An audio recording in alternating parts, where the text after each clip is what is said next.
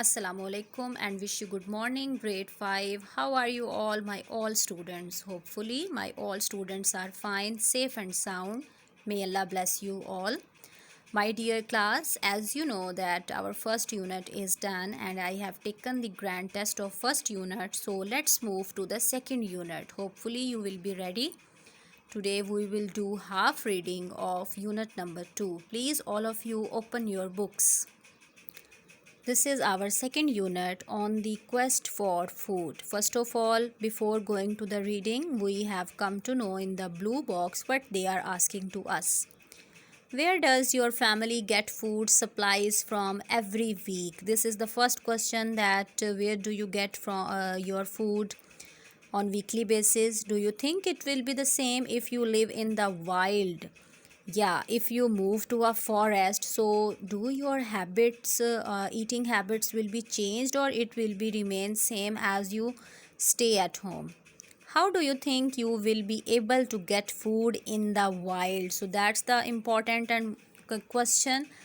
And if you live in a wild life in a forest, so how would you manage your food there? So in the same unit on the quest for food, our unit is related to that how a person move from his place to a forest and how he managed his food. So let's start our reading.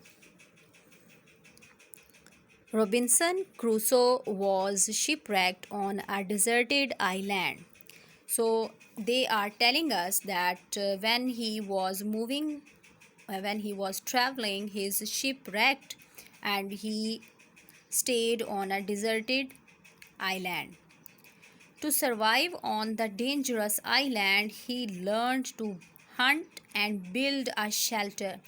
He was alone and he didn't know that where is the food, and all of he was afraid of animals, so he learned that how to live there. The need for meat kept me going. So in the second paragraph, Robinson Crusoe is telling us that because he liked meat, and in the search he kept moving. I tried to keep a dog, but he was not good. He was no good. He was afraid of the goats and kept running back to me. He had a dog, but he was also afraid of the goats and the other animals. The goats of my island were very hard to kill. I finally caught a little one, and as time went by, I got a mate for my goat. It was not 2 or 3 years before I had many.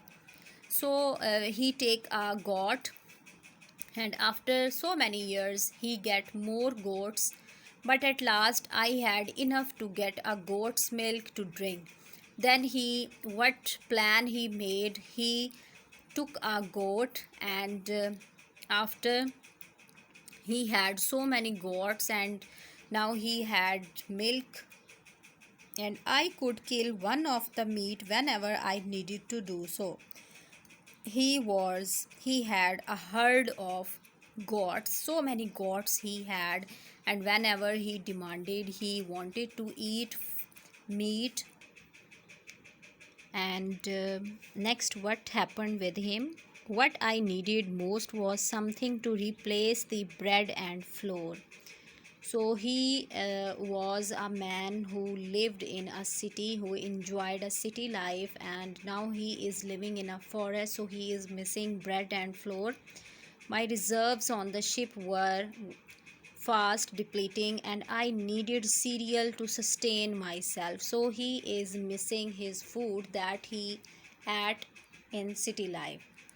So what he planned for his food? I made a big dry cave my home on the island.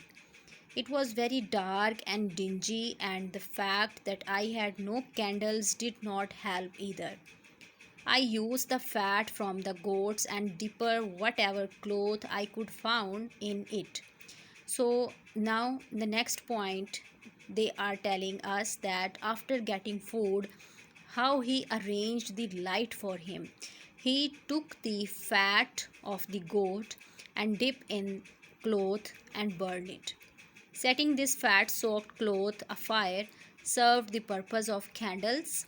As I hunted for a piece of cloth, I came upon a bag in which we had kept grain on board the ship. So this is the story, half story we have done on the quest for food, that how Robinson Crusoe was moved to the island and how he managed his food. Next reading inshallah we will do tomorrow. Till then, Allah Hafiz and take care all of you.